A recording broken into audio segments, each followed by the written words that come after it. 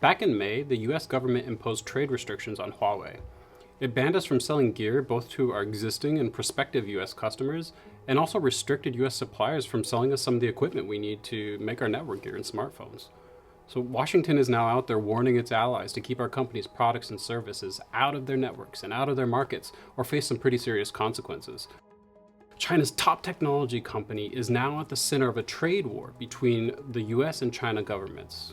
Intentional or not, this has created some uncertainty in the global economy, and it's potentially hurting billions of people around the world. For example, in Europe, about 3/4 of smartphone users are on Android. Now, Huawei has about 20% of the entire smartphone market in Europe. So if we don't have access to the Android operating system or the apps that go with it, 1 in 5 Europeans could be affected. Now, you may not know this, but Huawei is the largest maker of networking equipment in the world, and about 3 billion people rely on our technology to get connected. That's people in some of the biggest cities in the world, and also in some of the smallest and most remote regions out there. So those people have nothing to do with the China-US trade war, and yet they're still getting punished for it. This November is the 30th anniversary of the fall of the Berlin Wall. It was a vivid symbol of the divide between East and West. Now, nobody liked the wall. It represented division, isolation, fear. The world cheered when it came down. But now 5G, a mobile technology that's designed to connect people, actually threatens to become a symbol of division, just like the Berlin Wall. It doesn't have to be that way.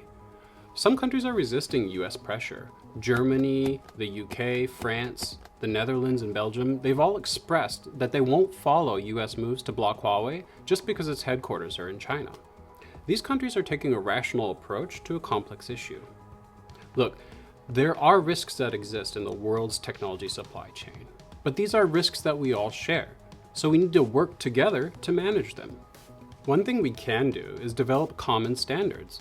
So a unified set of global security standards would apply equally to all equipment vendors and to all verification systems. This would allow society to put politics aside and focus on the larger goal, which is to create digital systems that we can all trust.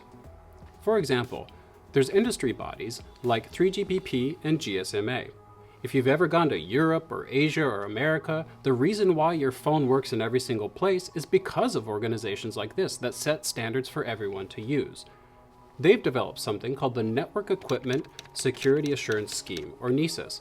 NESAS is designed to test the security of wireless communication systems. It's a really great framework, and we encourage more companies to get on board. Once these common security standards are in place, we need to set up independent verification mechanisms. So hardware and software that's been verified by trusted third parties will let companies choose products that have been proven to have passed rigorous testing. So it means that important technical decisions will be made based on facts, not feelings or emotions or rhetoric or politics. We don't have to agree on everything, but we should be able to agree on this. Nobody wants another wall. Not in trade, not in technology, not in life. What we need to do is take a step back and put our differences aside for a minute, so we can have a rational conversation about a really important topic, something that affects everybody. That way we can work together, using standards and using facts to build a digital world that everyone can trust.